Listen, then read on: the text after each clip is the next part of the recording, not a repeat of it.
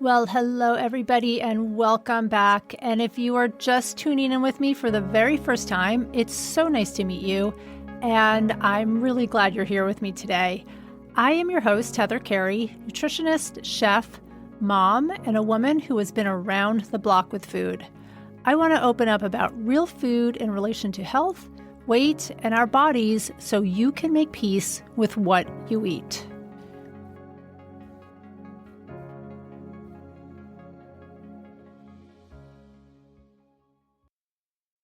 Hi, everybody, and welcome back to Real Food Stories. Today, I am with Amita Sharma, who is the co-founder of Nourish Doc, which is a holistic wellness platform and app that's focused on empowering women in perimenopause and beyond.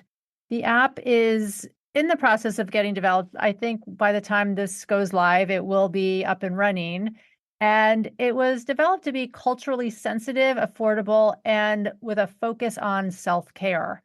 Now, Amita brings her own personal struggles as a perimenopausal woman in corporate America and challenges she experienced in the workplace, which were basically a lack of resources at the time. So, welcome, Amita.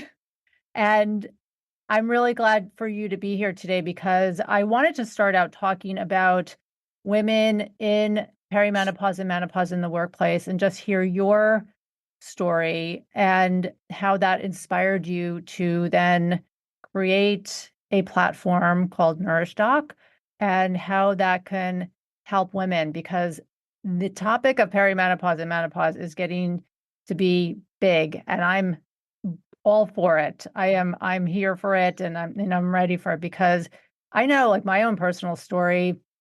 When I went into perimenopause in my 40s, I was clueless. I mean, I was literally clueless, and my doctors were clueless too. No one told me about perimenopause, and it was a real struggle. So why don't you just tell me a little bit about your story, just being in corporate? I mean, so not only are you in perimenopause, but you were like in corporate America, which I know that even though half of the workforce is women, it's so male dominated with its focus on menopause being kind of taboo, right? Can we safely say that? So why don't you just tell me about your story, and then sure this will spark a lot of conversation.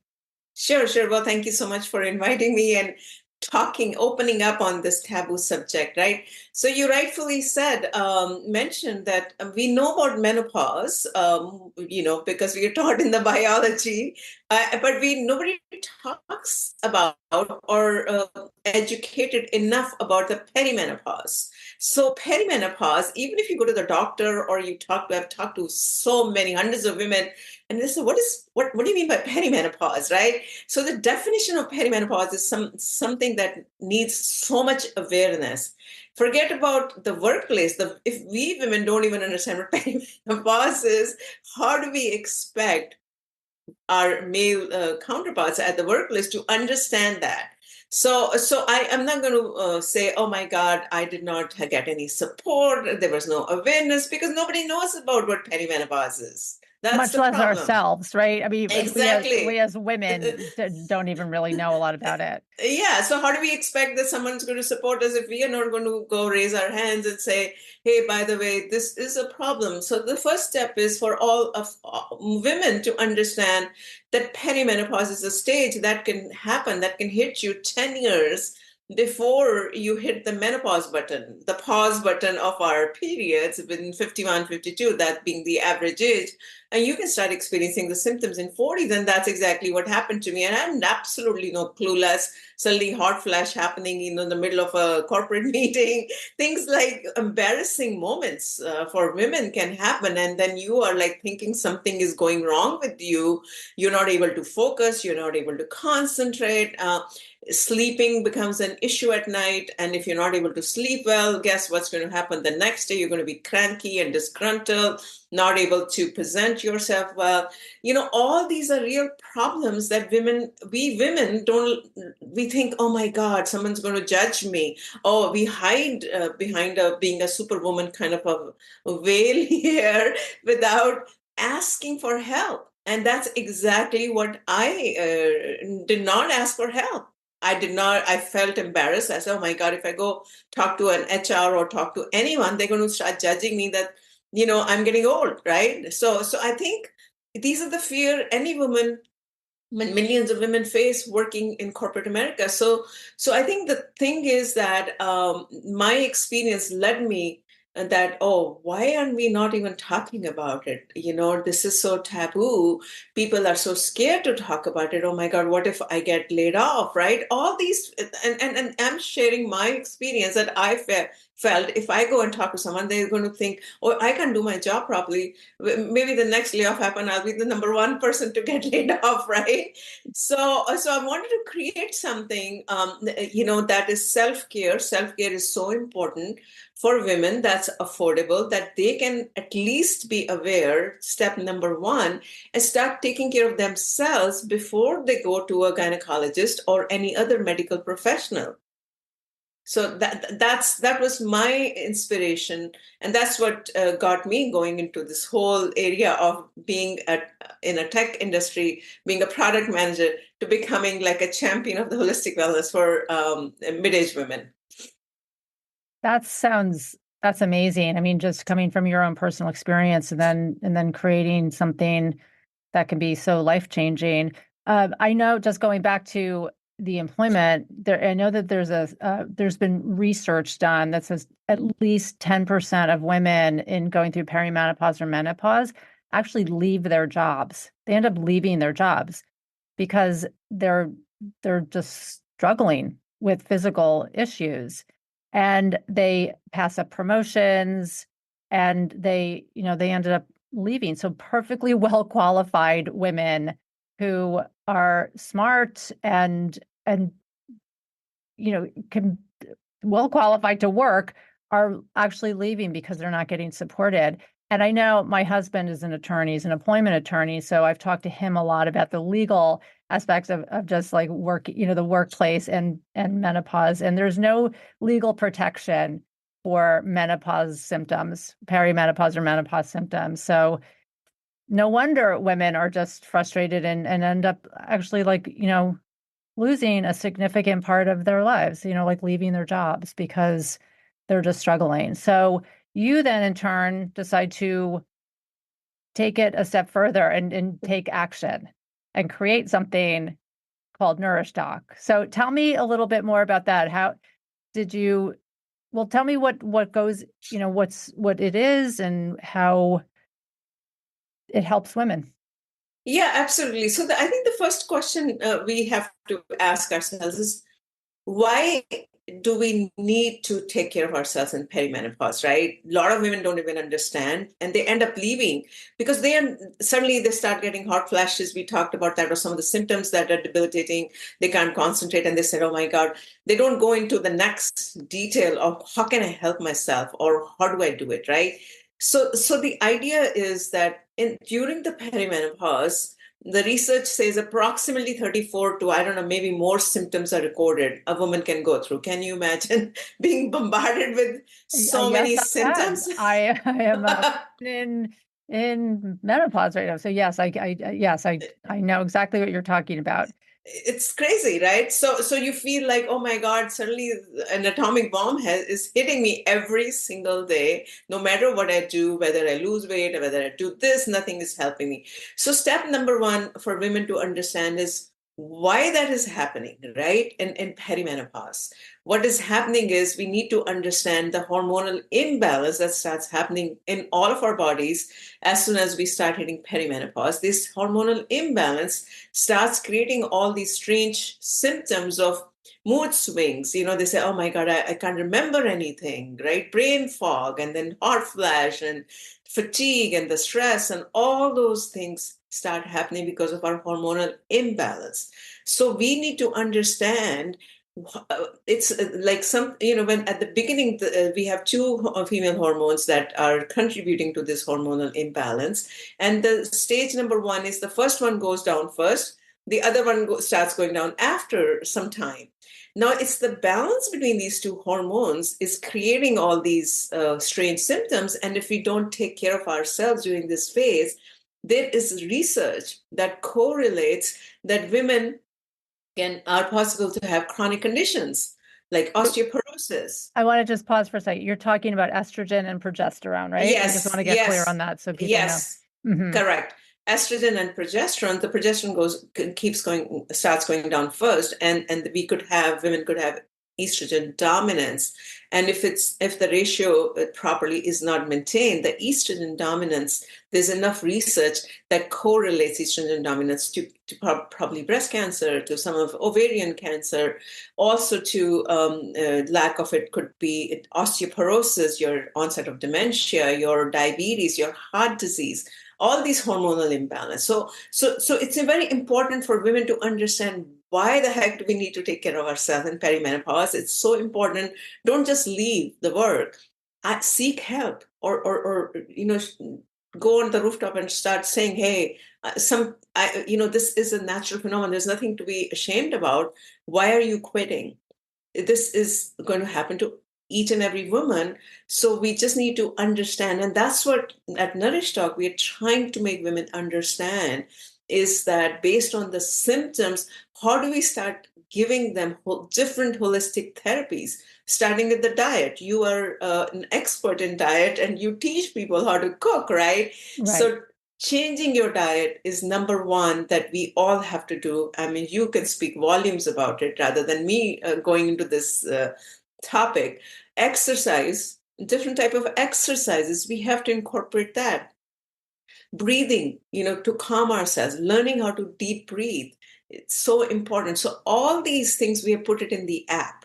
Aromatherapy, hypnotherapy, different type of herbs, different type of Ayurveda daily practices. So we bring all these holistic therapies, sort of like put it in like a juicer and give you bite-sized information based on the symptom in the app, so that at least you start understanding what are the symptoms, what is happening to me, and then what is it that I can start doing by myself. That's the intention of this app, which is going to be super affordable, less than $10. So it sounds like the app, it's very comprehensive and right and touches on. I think I'd also read that it's not just diet, healthy eating, sleep, relationships, physical activity, stress, and behavioral risks too, like alcohol and Mhm. smoking, right? So these are your pillars. Is that correct? Absolutely, absolutely. Like, some of the things is that alcohol, when we were younger, we could take all kind of tequila shots up at 2 a.m. and no problem. Those girls' night outs with tequila shots, we need to just cut it out as an example. I have my own whole take on that. We can maybe talk about that. But so Nourish Doc it sounds like it focuses on holistic and alternative treatments, right? You're not focusing on like the traditional medical model of maybe giving hormones, right? You want the self-care this is about self-care, and it comes from learning how to take your own health in your own hands. Is that safe to Well, say? it's safe to say, but also we are giving a natural alternatives to hormone therapy. We are not against hormone therapy. We are trying to teach people self-care first.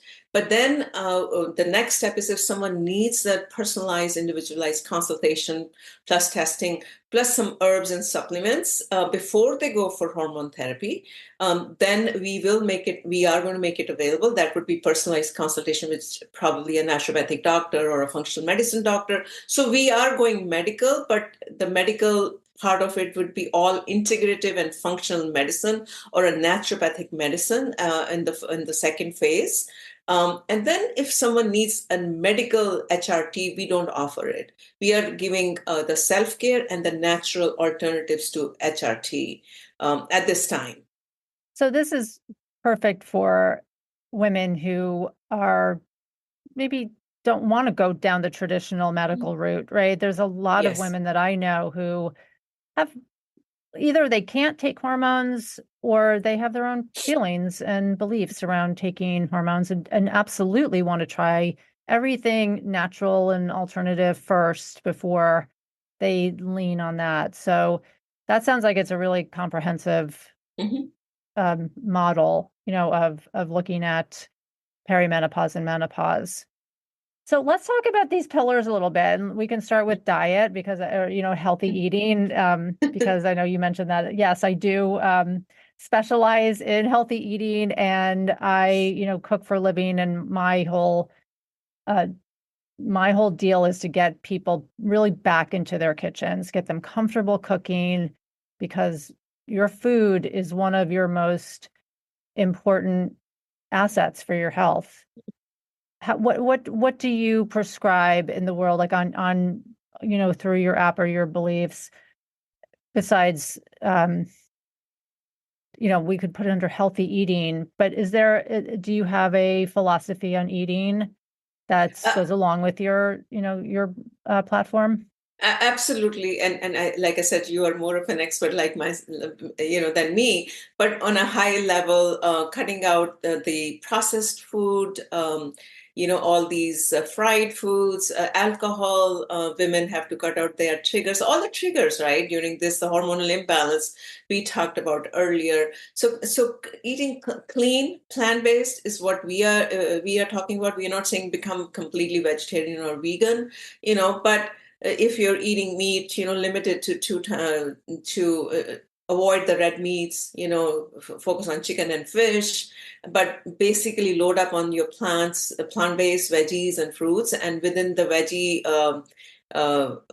family, focus on foods that have natural phytoestrogens, because we talked about earlier the estrogen and progesterone are hormones kind of going rock and roll here. So focus on some of the brassica family, like cauliflower, Brussels sprouts, broccoli, these kind of foods. Some bitter foods you need, bitter gourd, even daikon, or some of the other bitter foods, to make sure your digestion is good, your gut health is good, because your gut health is very important. Your gut health is, now we already know, it's directly connected with the vagus nerve to our mental health. So these are the things that you need to load up on, like healthy fats, nuts and seeds, protein in the mornings to give you an energy.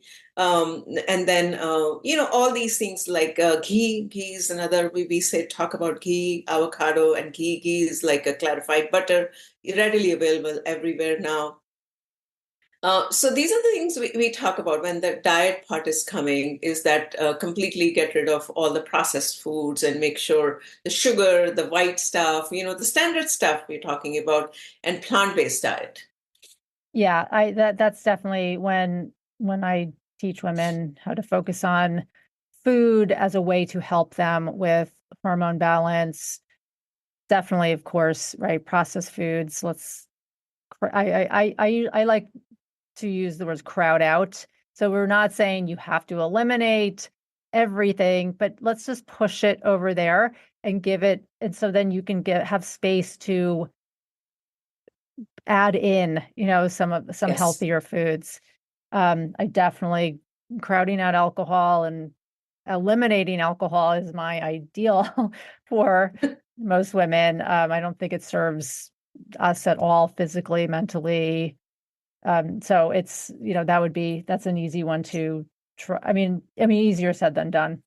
For some people to get rid of alcohol, but there's some foods that I always promote too, like tofu, flaxseed, Yes. maca powder, right? These are high in phytoestrogens. These are natural estrogens that can help boost up your estrogen. And we want our estrogen to be a little boosted, because once it dips in Yes. perimenopause and menopause, that's where like we get the firestorm of hot flashes. And it could also, you mentioned this quickly before, but heart disease, Yes. diabetes. I mean, estrogen is responsible for so much in Yes. our bodies. So we really want to be supportive of getting, replenishing our estrogen. So if we can do it in more like natural ways through food, that's fantastic. Absolutely. And our body produces three types of estrogen. So one type of estrogen is still being produced when we get postmenopausal. The other two diminish quite a bit, but the other two are more responsible for our reproductive health, when we are pregnant. So our body has a beautiful way to switch off the reproduction part of the estrogen, which is being produced when we are younger, and then still keep some estrogen, the third part of the estrogen, alive. So it's not like it's dead completely, but on the other hand, it's very low, and that explains the reason of why the reproduction has gone down now. And like you said, up on the phytoestrogens, the natural phytoestrogens, so that our body still keeps it nice and subtle, and nice and supple, right? Yeah. Yeah, I know. I mean, estrogen is just responsible for our skin, our hair, Yes, I mean, yes, yeah, just so much. So any way we can support that. I know you mentioned a couple other things in self-care that you promote, yoga, hypnotherapy, even. yes. Tell me a little bit about, because I'm not that familiar with the relationship between yoga and menopausal symptoms, or I mean, I know the overall theme of just getting our stress levels down it's vital, right? It's just Yes. just relaxing, breathing, you mentioned before. Is there research on yoga and menopause? There's a lot of research on pranayama, which is the deep breathing, and the symptoms of. So stress is a huge symptom, right? Of menopause. Sleep, we know that sleep is chronic fatigue. All these are symptoms. Sleep is huge, right? We can't sleep at night. So some of the yoga postures and even breathing exercises can help us calm down and also help us sleep. For example, I'll just give you an example of one breathing exercise. It's called bee breath. And bee breath is nothing but you take your these thumbs and you close your ears, close your eyes, and then you chant Om. Chanting Om will help calm down your nervous system and help you sleep. So simple breathing exercise, if women can do at night, an hour before, and you notice the difference. And it has it has research, evidence, all that. Another practice I will share with you, an Ayurveda practice, which obviously we cannot do by ourselves at night, is that when you lie down, it's called Shirodhara. So what they do is they pour lukewarm or hot oil onto your head, right here, on your forehead, in fact, not on the head, right here. This is the chakra, right? If you know the chakras. Yes. And right, so this right there, they're pouring the hot oil for like 45 minutes, and it has direct correlation with calming our nervous system, helping us sleep. In fact, they prescribe it for people who have issues with insomnia and sleep issues. So these are simple therapies that I don't think a lot of women know about, these therapies that I'm talking about, that we can start incorporating. There's certain yoga asanas or postures that can help us calm down. For example, yoga nidra is another one. You're neither sleeping, you're not awake. It's basically guided meditation, you can say that, right? Yoga nidra. So that's another one. Yoga nidra is very easy to do at night or whenever you feel. For 10 minutes you turn on the yoga nidra. It'll help you calm down. And some of the other yoga postures are weight bearing, right? We are using our body weight, if you think about it, like downward dogs, upward dog, all those dogs, right? So imagine when we're doing downward dog, right? Everybody knows downward dog. So the blood flow is happening towards your head, and wherever the blood flow is there in our body, that part of the body gets right accentuated. It helps us calm down. It's a grounding pose, as an example. Surya Namaskars, sun salutations is composed. It has over 12 poses. It's almost like a complete exercise. So yoga is great. It has so much research. Oh my God. It's like a ton of research on breathing exercises that I talked about. Yoga postures, in fact, a combination of yoga postures with the breathing exercises and the meditation practices can certainly help the menopausal symptoms. There's a ton of research on that, and I'm happy to share it after our podcast as well. Sure. Yeah. Well, you'll be happy to know that I'm actually going to a yoga nidra meditation class tonight. So, Oh, okay. and I haven't gone in a long time. So I'm really happy to be going, really looking forward to it. But Yeah. I think my point is that I, once it goes like out of my radar, the holidays were just here. And once it like kind of, I mean, I'm the first to admit I don't have a regular yoga practice. I know it's so beneficial though, and so my question too, and maybe this is just, I don't even know if you can answer this, but like, but you did mention culture being culturally sensitive. Mhm, So mhm. I know in this country, in the United States, I mean, we are so busy, right? We wear like women wear like busy as like a badge of honor. And so we're just running from here to there, and no one who has time for yoga. And like, even 10 minutes before going to bed, yoga like might feel like too much because you're on your computer and on your phone. And so so tell me a little bit. I mean, so it's just a good reminder, just to like, we have to slow down. We really have to like, that's probably the most important um thing that you can do, while you're in perimenopause and menopause is slowing down and just breathing and just relaxing a little bit. But talk to me about this like culturally sensitive a piece of your app, because I know you've mentioned it once or twice. I saw it on, when I was looking up the app. So tell me a little bit more about that. Yeah, so most of us think that perimenopause, menopause is one size fit all. It's not like that. It's first of all, it's different for each and every woman. But then the other thing is depending on your ethnic background, perimenopause symptoms and the age of the menopause when you reach menopause could be completely different. So I'll just give you an example. For example, Latino and Black women, they reach menopause in 47, 48, average age. And we're talking about average age here. Earlier than most of the Caucasian women. The average age is 51, 52. But Latino and African American women reach around 47, 48. Could be their lifestyle is attributed to that, could be their obesity levels are a little higher on these women. And these women also have higher rate of chronic conditions, which we earlier talked about. And some of things could be you can see that their hormones are getting depleted earlier than it should be.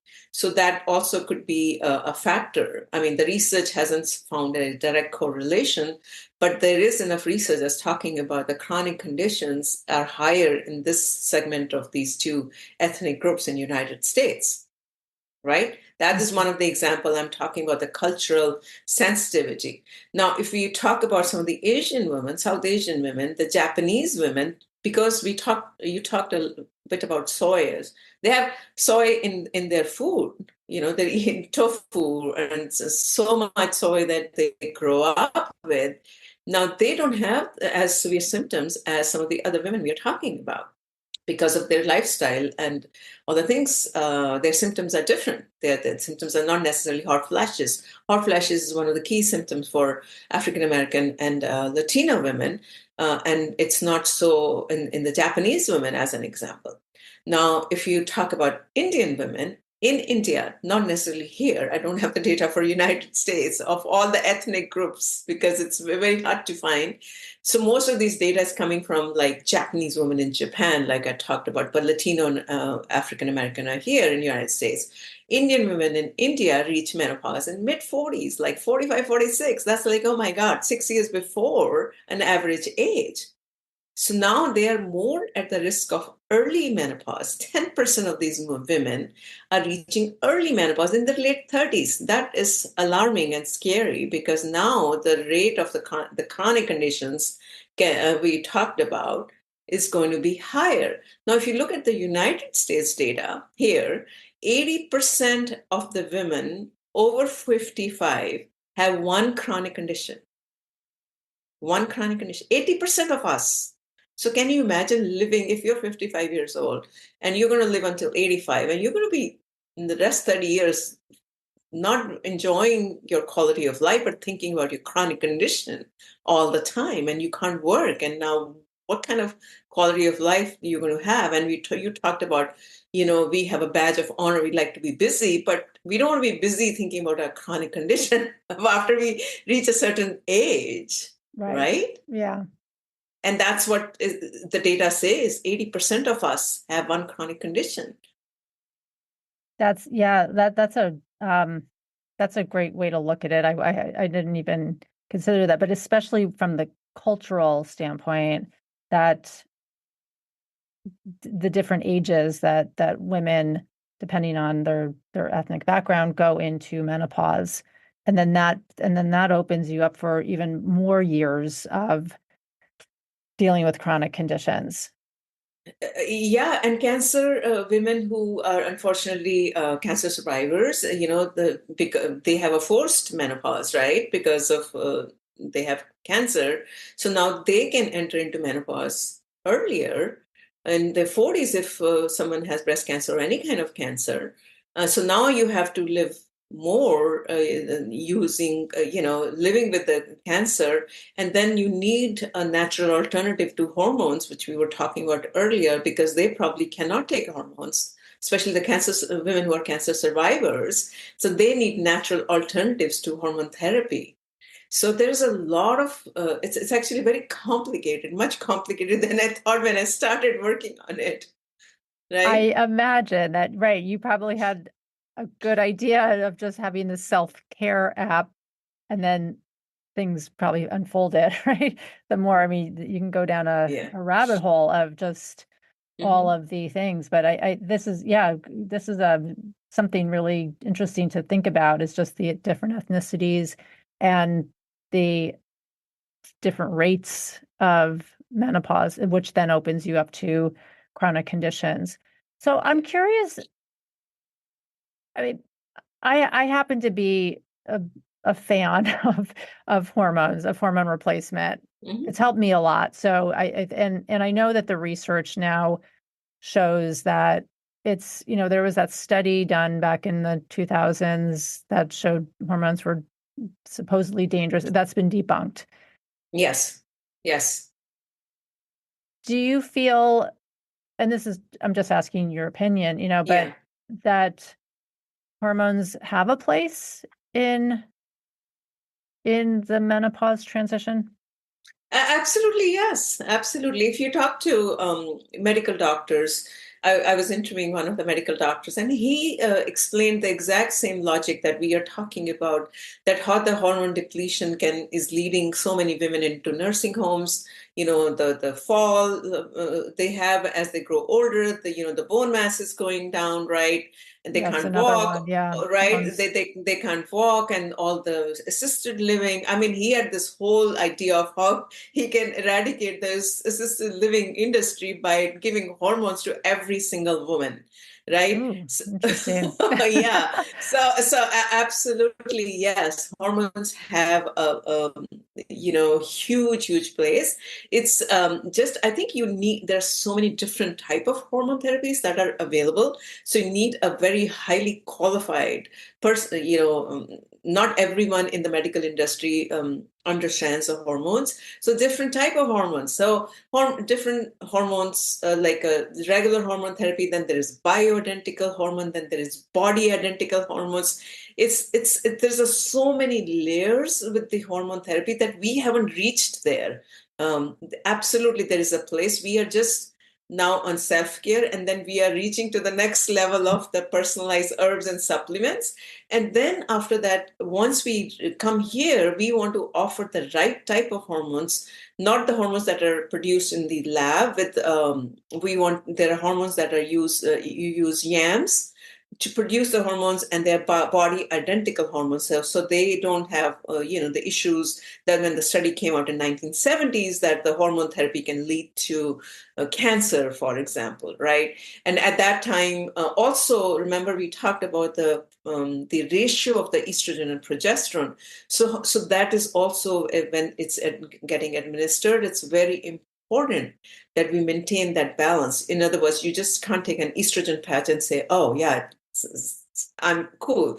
So there's a lot of nuances to the hormone therapy, and we as a company haven't reached there. That's all I'm saying. We are still in the phase one, and then we are finishing the phase two. We haven't reached, when we get to the hormone therapy, we want to make sure we go deep into it and offer the right type of hormones. Yeah, that sounds great. I mean, there is so much misinformation. This just even Yes. misinformation from the medical community. I mean, like I had originally said that when I first started having symptoms, perimenopausal symptoms in my 40s, I mean, my doctors really were clueless. Yeah. No one said the word perimenopause to me. No one said, Yeah. let's talk hormones or your hormone. No one. So I was very confused for a long time. So yes, there's a lot of misinformation. There's a lot of women who, right, don't want to get traditional hormones, bioidentical feels safer to them. And so, yeah, it's building. I think the recognition of just menopause in general is definitely becoming more into the mainstream. But what you're doing, focusing on the self-care is still, that's always going to be at the base of everything. Hormones are no miracle cure. Yes. They're not a Yes. miracle cure. They certainly can be helpful, but they're not a miracle. So we have to hit it from all these angles, right? The diet, food, what we eat, how we sleep, exercise, all of that. Yeah, it just because you've taken a hormone therapy, that doesn't mean that you stop. You start eating all the junk food. That doesn't give you Right. right. So you still need self care. Self care is something that's going to be the baseline. So we decided to start at the baseline since we are not medical doctors here, as you know. So we wanted to start at the baseline of self care, self awareness as step number one, then start progressing into the other steps, which are quite like hormone therapy needs lab testing, so many details. So we wanted to start with the baseline and then go to the personalized and then say, okay, what can we go next? Yeah, well, that sounds really exciting. And I know right now, while we're recording this, you had said that it's going to be, you will be launching in about a month. Yes, Is that true? yes, Okay, so yes, by the yes, time I think this goes yes. live, you will have launched Ye- already because we're yes. recording this a few weeks beforehand. So I'm really excited for this, and excited to see all of the resources on your platform. And I'm sure that many, many other women will be looking forward to this too. Because, like I said, I feel like it's just the recognition of menopause symptoms, self-care around it is like just blooming right now. So good timing. Yeah, it hasn't been it has been I should say 4 years in the making. So it just happens to be now suddenly people are talking about it. But when we started, working on this at that time, it was quite a taboo and nobody wanted to talk about it. We started talking about it 2 years back, but before that, we were not seeing menopause; we were seeing holistic care. So then now we want to be very specific. So it's good that the press is talking about it. There are entertainers, actresses who are talking about it because they're also in the same phase. And Yes. our moms never talked about it because I think that was a different generation. So our generation is educated and they want to talk about it. They want to bring it out and open. So it's really good timing for us to be looking at so many different options that women can start using for self-care. Yes. Yeah. Menopause does not come with a user manual, right? There's no directions like you turn 40, here you go. Like, so it's people like you who are just getting the word out, and that's what I'm trying to do on the podcast. And Yes. so it's not so taboo, right? And then hopefully that translates, going just full circle back into the workplace, Yeah. and that people don't have to keep it a secret or quit their jobs because they feel like they can't physically, handle it because of their menopause symptoms. Oh, yeah. I mean, the data is quite alarming if you look at the workplace. But more than 56% of the women don't feel comfortable talking about it at work. They would rather suck it up in the sense like, okay, they don't feel comfortable talking to their colleagues or the HR. So I think at workplace now, I was reading an article that Microsoft has started to offer these benefits here in United States. UK is far, far advanced than us. UK, they've been working on it for the last 10 years. So most of the workplaces know about menopause, but in United States, it's just beginning. So big companies like Microsoft and these companies when they start talking, that's when the smaller guys will start taking notice, because the smaller guys right now, if you I talk to so many of them, they say, oh no, menopause, oh my God, this is not on our agenda. We have more important things to do. So that is overall has been the kind of the mood, but I think things are changing because corporates, guess what? They cannot ignore 50% of the workforce they have are women over 45. Can you ignore that? No, it's going to impact your productivity. Right. And like smart women, who Hmm. are who want to be working, and not quitting their jobs because of a menopause. And so really looking for support at work. Absolutely, absolutely. Yes. Well, Amita, thank you so much. This has been really informative. I really am looking forward to your Nourish Doc app, and I will put all of your information in the show notes so people can also find that. And I look forward to just seeing how it progresses. Thank you so much. People like you who are helping to bring this topic out. So I really want to thank you for inviting me as a guest. Thank you so much. And as always, if you loved this podcast, please consider gifting me with a 5-star review. It is so helpful for me to get the word out on real eating, our real bodies, and real food stories. Thank you so much and have a great week. Bye for now.